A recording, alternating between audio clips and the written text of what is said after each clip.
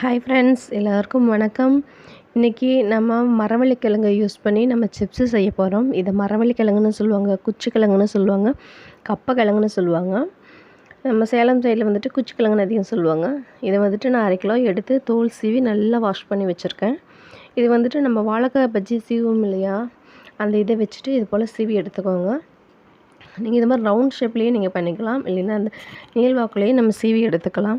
பாருங்கள், இது போல் எடுத்திருக்கேன். இதில் வந்துட்டு டைரெக்டாக நம்ம எண்ணெயில் சேர்த்தோம் அப்படின்னா எண்ணெய் வந்துட்டு தெறிக்கும். ஆனால் கடையிலலாம் மேக்ஸிமம் அப்படி தான் பண்ணுவாங்க. அவங்க பெரிய பாத்திரம் வச்சு நிறைய எண்ணெய் ஊற்றி செய்கிறதுனால அப்படியே பண்ணுறாங்க. நம்ம கம்மியாக தான் செய்ய போகிறோம் வீட்டில். அதனால் வந்துட்டு ஒரு டிஷ்யூ பேப்பரோ இல்லை ஒயிட் கிளாத்தோ வச்சுட்டு அது மேலே இது மாதிரி ஸ்ப்ரெட் பண்ணி விட்டுக்கோங்க. அதில் இருக்க தண்ணியெல்லாம் அந்த பேப்பர் வந்து அப்சர்வ் பண்ணிடும். அப்போ எண்ணெயில் போட்டும்போது அதிகமாக தெரிக்காது. முடிஞ்ச வரைக்கும் இப்படி பண்ணிக்கோங்க.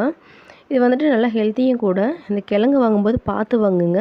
இந்த க்ரே கலர் லைன்ஸ் வந்துடும் ஒரு 2-3 நாள் ஆச்சுன்னா அதை வந்து யூஸ் பண்ண வேணாம். அது வந்துட்டு உடம்புக்கு கெடுதல் தான். இது போல் லைட்டாக ஸ்ப்ரெட் பண்ணி விட்டுட்டு ஒரு பாத்திரத்தில் எண்ணெய் சேர்த்துக்கோங்க.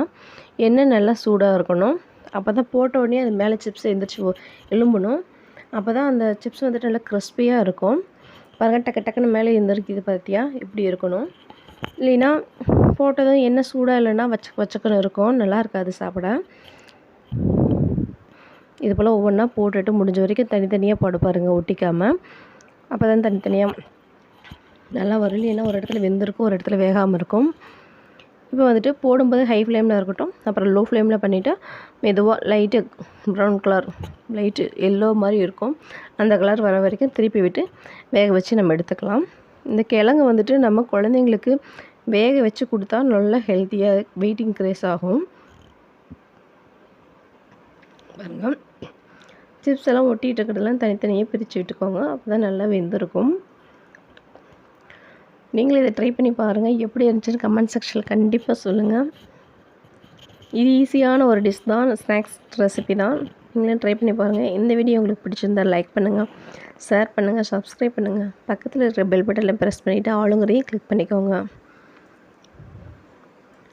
இது வந்துட்டு குழந்தைங்களுக்கு கொடுக்கலாம். முடிஞ்ச வரைக்கும் சுகர் பேஷண்ட்டு சாப்பிட வந்ததுக்கு அவாய்ட் பண்ணிக்கோங்க. குழந்தைங்களுக்கு வேக வச்சுட்டு கொடுக்கலாம். அதே போல் சின்ன குழந்தைங்களாக இருந்ததுன்னா நல்லா மசிச்சு கூட்டுங்க, வெயிட் இன்க்ரீஸ் ஆகும். பாருங்கள் எவ்வளோ கிறிஸ்பியாக இருக்குன்ட்டு. நீங்களும் ட்ரை பண்ணி பாருங்கள். தேங்க்யூ ஃபார் வாட்சிங்.